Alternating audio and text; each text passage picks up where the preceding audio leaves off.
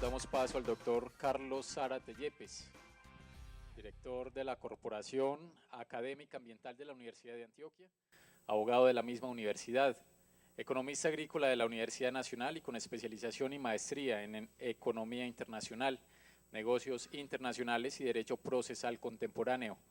Fue miembro de la Comisión Revisora de la Legislación Ambiental Nacional, integrante de la Comisión de Derecho Ambiental de la Unión Internacional para la Conservación de la Naturaleza, integrante, entre otros, de la Junta Técnica de la Fundación Malpelo, del Consejo Directivo del Fondo para la Acción Ambiental y la Niñez. Su ponencia, la teoría del riesgo desde una perspectiva ética y ambiental. Bueno, muchas gracias por la invitación, sobre todo considerando que no soy filósofo ni, como lo decía mi anterior expositor, este sea uno de los temas, digamos, en los cuales trabajo permanentemente. Sin embargo, por los debates recientes sobre el tema ambiental y algunos de los aspectos que se vienen discutiendo en el país, me parece pertinente el tema que nos hemos planteado hoy sobre la teoría del riesgo desde una perspectiva ética y ambiental. Y voy a empezar pues planteando de que cada vez existe una mayor remisión a lo que en determinados casos, sobre todo en lo ambiental, los expertos puedan decir sobre el tema. Y esto tiene sentido porque, sobre todo por las reivindicaciones recientes, incluso sobre la defensa de los animales y de las plantas, pues es obvio que las especies arbóreas no se van a pronunciar por sí mismas sobre, por ejemplo, cómo está su situación ambiental, sus reivindicaciones. El agua no habla sobre cuál debe ser su caudal mínimo ecológico, si se requiere o no. Y las propias especies a sí mismas no se declaran especies en vía de extinción, ni que le interfieran su hábitat o lo afecten. Y eso entonces nos convoca necesariamente a la discusión sobre el paso que se pretende y se debate desde Michel Serres entre el contrato social y el contrato natural, en el sentido de hasta qué punto los seres de la naturaleza son todos sujetos de derecho. Por ello, y porque el debate no está resuelto, a pesar de todo lo que se gestiona y se trabaja al respecto, la verdad es que hoy por hoy la evidencia y comprobación de los hechos en estos temas, todos recaen sobre los técnicos, lo que le asigna un protagonismo especial a ciertos técnicos formados en la ciencia de la ecología frente a otros gestores de los recursos naturales con otra formación y otros criterios de gestión. Si a eso le sumamos una gran incapacidad científica y tecnológica de la administración pública para resolver los dilemas y los retos que ofrece la intervención de la naturaleza, pues nos tenemos que ratificar en el hecho de que en los temas de control, en los temas de intervención y en los temas de la gestión ambiental hay un gran déficit de responsabilidad sobre el papel de lo público y lo privado en la intervención de los recursos naturales y el ambiente. En el siglo XXI uno siente en la literatura y en los expertos que cada vez hablamos más de política, de lógica, de derecho, pero en estos temas cada vez se debate menos sobre la ética. Y el debate ético no puede estar ajeno a los riesgos que genera la técnica. En este sentido, nosotros consideramos riesgo como el que se obtiene convencionalmente por contraposición al de peligro. El riesgo está en la tecnología que busca vencer la naturaleza y una tecnología operada principalmente por la acción humana. Esa tecnología en su uso actualmente genera incertidumbres como resultado incluso del propio desarrollo científico y tecnológico, a diferencia de lo que hoy se reconoce a nivel internacional como el peligro, que tiene su origen en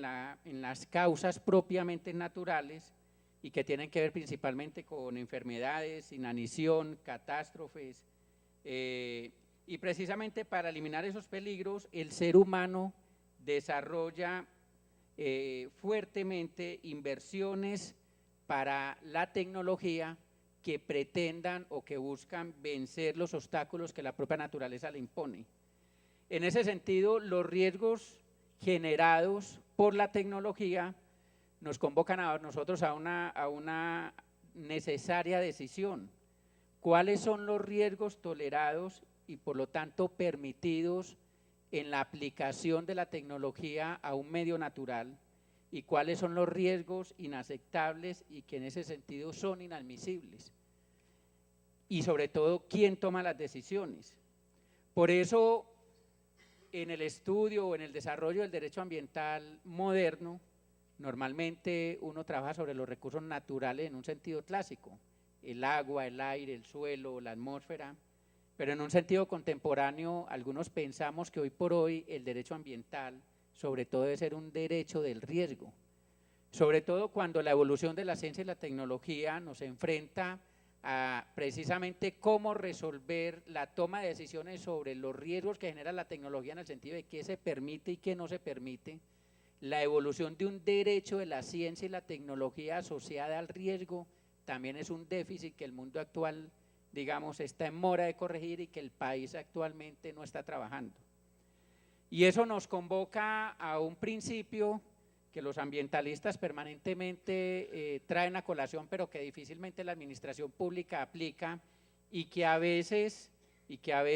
los investigadores y los científicos no consideran, y es el principio de precaución. Ese principio de precaución se encuentra en relación directa con un compromiso ético, en cuanto tiene que tomarse decisiones con respecto al riesgo que estamos dispuestos a asumir y enfrentar producto del desarrollo, y a las incertidumbres que la misma técnica y limitaciones de la investigación científica generan. Es conveniente entonces recordar la definición que la Ley 99 del 93 nos trae sobre el principio de precaución. Dice la Ley 99 del 93 en sus principios, en el numeral sexto, sobre el principio de precaución, que la formulación de las políticas ambientales tendrá en cuenta el resultado del proceso de investigación científica. No obstante, las autoridades ambientales y los particulares darán aplicación al principio de precaución, conforme al cual, cuando exista peligro de daño grave e irreversible, la falta de certeza científica absoluta no deberá utilizarse como razón para postergar la adopción de medidas eficaces para impedir la degradación del medio ambiente. Eso, como en un silogismo, nos lleva al siguiente cuestionamiento. ¿Existe la certeza científica absoluta? O como lo decían en la mañana, ¿es posible tener la verdad total o absoluta de los hechos? Si la investigación científica no permite tener la respuesta frente a los riesgos posibles que se puedan generar de la intervención del ser humano, eso no es obstáculo para que se puedan tomar las medidas correctivas para corregir los daños que de esa intervención se generen. Desde ese punto de vista, la conclusión final frente a este postulado o este principio que trae la Ley 99-93 sobre el principio de precaución, que está reconocido internacionalmente y que en específico es una copia textual de la Cumbre de Brasil 92 y del artículo primero de la legislación ambiental francesa, es simplemente decir que cuando no existe certeza sobre los riesgos posibles que se puedan obtener de la intervención de la ciencia y la tecnología o de cualquier proyecto, simplemente la decisión final debe ser no hacerlo. Pero nuevamente viene el cuestionamiento: ¿cuál es el riesgo que estamos dispuestos a asumir al momento de aplicar un principio de estos? ¿Estamos dispuestos, bajo una teoría industrialista o desarrollista, a decir no al avance de la ciencia y la tecnología o el desarrollo industrial por la aplicación del principio de precaución?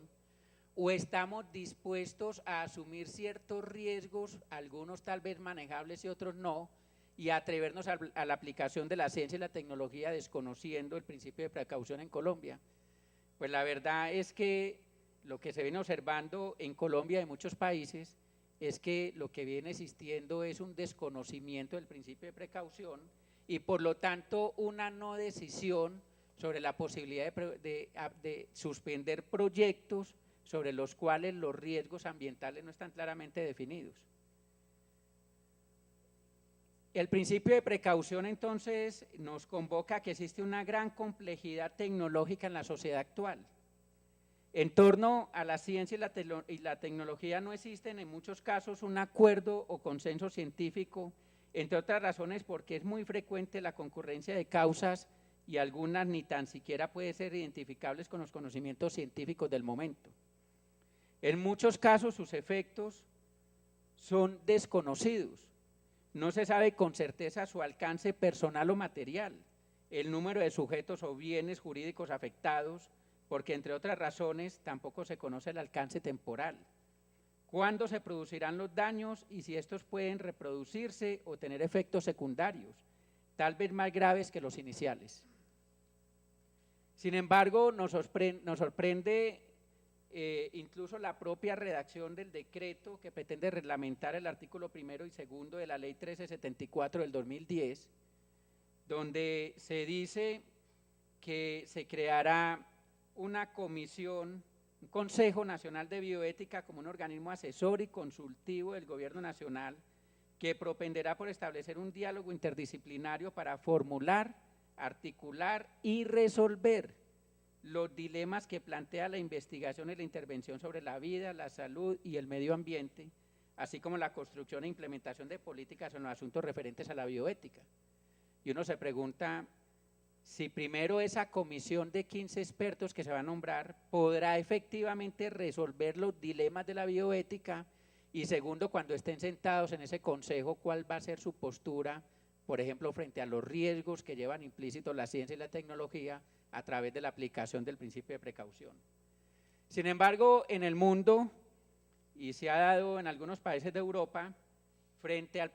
para salirle al paso al principio de precaución y la aplicación de la tecnología y los riesgos que genera, se han hecho aplicaciones de otro principio que es el principio de la tolerancia, que significa que cuando la administración en el proceso de consecución del crecimiento económico decide no intervenir contra quien infringe las normas administrativas ambientales, se le trata en consecuencia con ciertos plazos o tiempos que permitan que la persona pueda desarrollar su acción, así se legitima de alguna manera las infracciones ambientales y se dejan de aplicar las correspondientes sanciones a las autoridades que permiten la aplicación de esa tecnología. Algunos casos para reflexionar en el mundo sobre los riesgos que se están generando. Por ejemplo, en el accidente de Chernobyl a nivel nuclear, todavía existen puntos oscuros en cuanto a sus causas y propagación de sus efectos. En el tema de la lluvia ácida, todavía se generan muertes inmensas de los bosques y no se sabe a ciencia cierta cuáles son realmente sus causas y cuáles son realmente sus efectos. En el tema del cambio climático,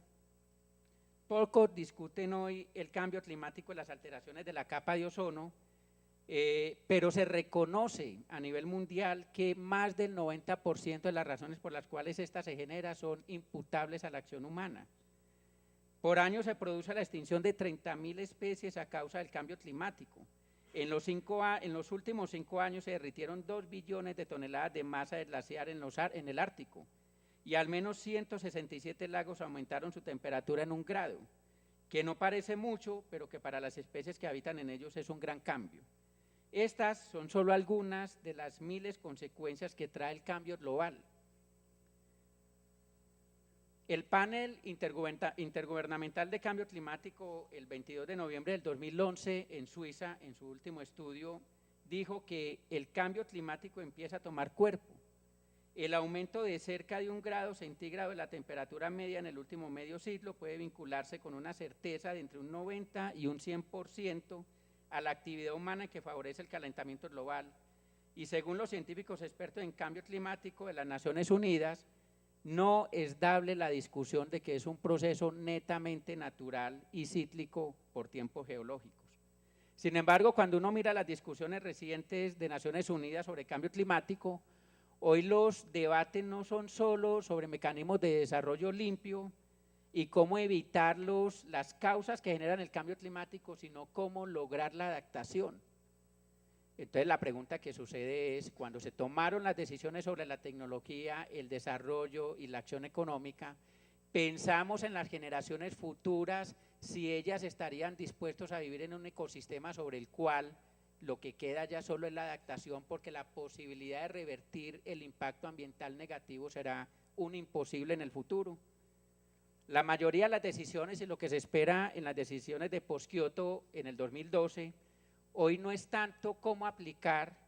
nuevos mecanismos de desarrollo limpio, sino cómo lograr acciones efectivas para que las comunidades en el mundo se adapten al cambio climático. Están otras catástrofes naturales como las inundaciones en Portugal, las inundaciones recientes en Colombia, el incendio en la planta petrolera en el Golfo de México, que generó un vertimiento de 629 millones de litros de petróleo, lo que nos permite decir que si un litro de petróleo contamina 10 litros de agua, fueron cerca de 6 billones de litros de aguas contaminadas, sin que todavía se supieran las causas y reales mecanismos para evitarlo y posteriormente recuperarlo.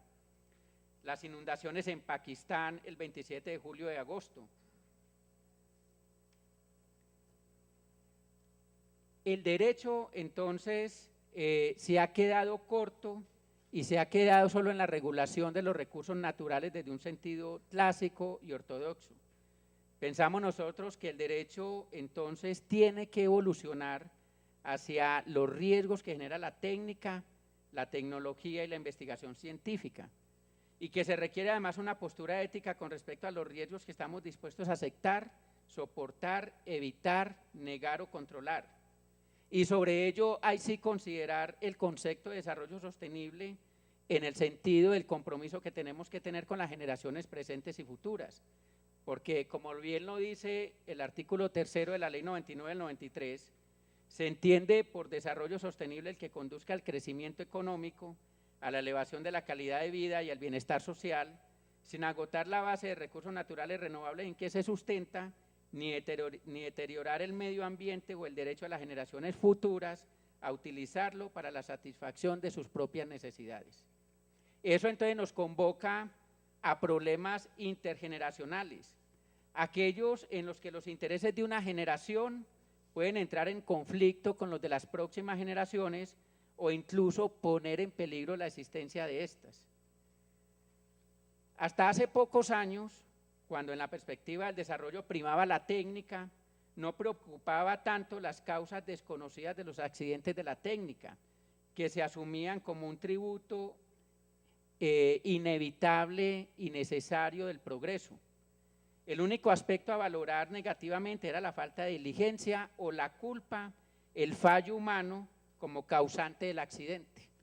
Por eso, desde la aplicación del derecho en un sentido tradicional, al buscar la responsabilidad en el tema ambiental, casi siempre se busca cuál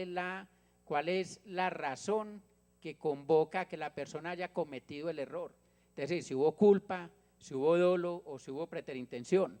Hoy en el mundo, en Europa, sobre todo en América Latina, se está pretendiendo que se avance principalmente más que sobre una responsabilidad subjetiva en cabeza del interés o de la intención del actor, por una responsabilidad objetiva, sobre la cual Colombia apenas está empezando a dar pequeños pasos y que todavía es muy negativa a aceptar esta teoría. Una responsabilidad objetiva en el sentido en que basta que suceda el hecho, resultado de una aplicación de una técnica sobre la cual no se sabía exactamente los riesgos posibles, para que independientemente de la razón o de la falla humana, la persona, la empresa o la entidad sea responsable. Y desde ese punto de vista hay una responsabilidad no solamente del ser humano, sino que haya una responsabilidad de las personas jurídicas. Entonces, yo creo que hay que hacer grandes esfuerzos considerando el riesgo que genera la ciencia y la tecnología sobre la naturaleza y sobre los ecosistemas, porque en Colombia se apruebe la posibilidad de la responsabilidad objetiva,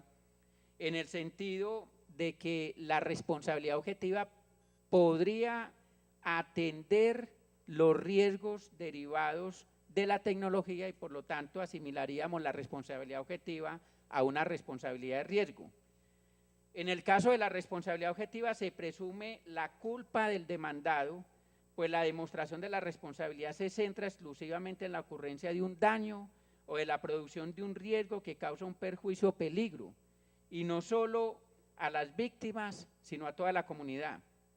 En materia ambiental, muchos sistemas jurídicos acuden a este tipo de responsabilidad, también llamada de riesgo, frente a hechos derivados de la actividad industrial que, aun cuando no hayan sido causados por culpa, deben ser respondidos por quien se ha aprovechado dolosamente por la actividad de la aplicación de la ciencia y la tecnología. Existe entonces un riesgo antrópico, que es el resultado de las acciones provocadas por la actividad humana, fallas en los sistemas de seguridad, accidentes, explosiones, incendios, conflictos armados, terrorismo, deforestación de las riberas de los ríos, entre otras,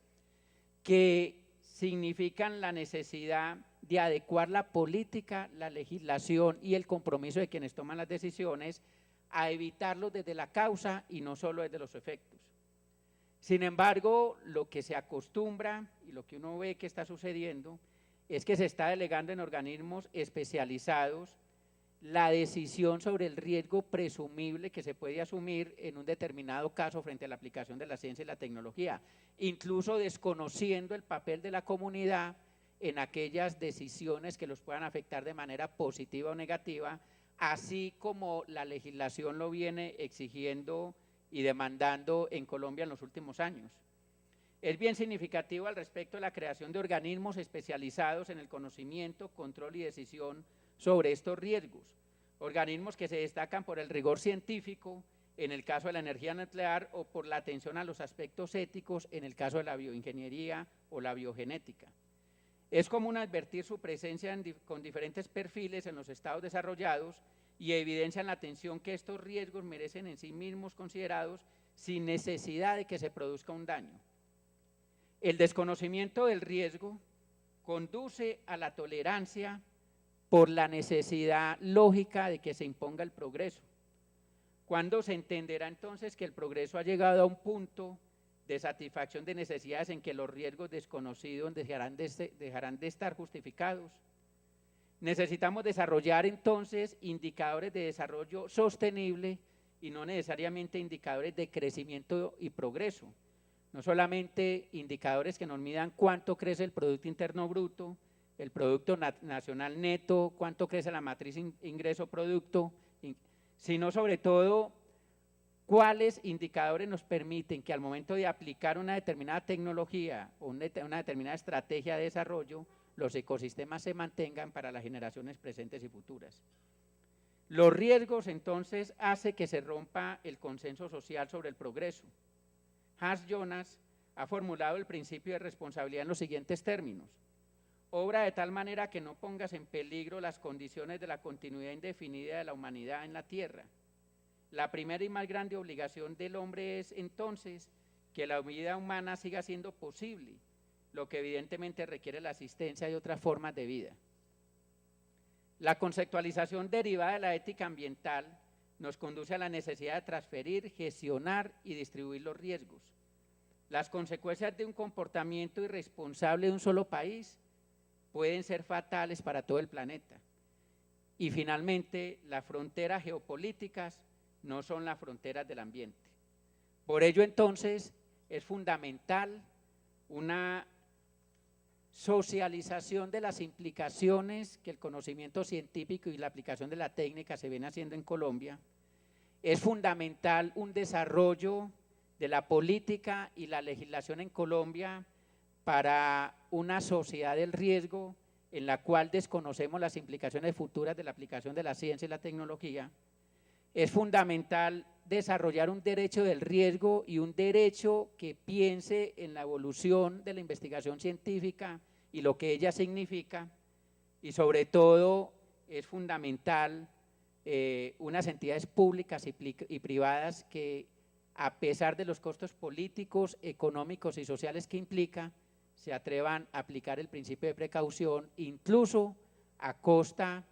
de impedir el desarrollo, como se decía en la mañana, entre comillas, que conduce a unos crecimientos de indicadores que no son necesariamente indicadores que permiten un mejoramiento en la calidad y condición de vida de la población. Muchas gracias.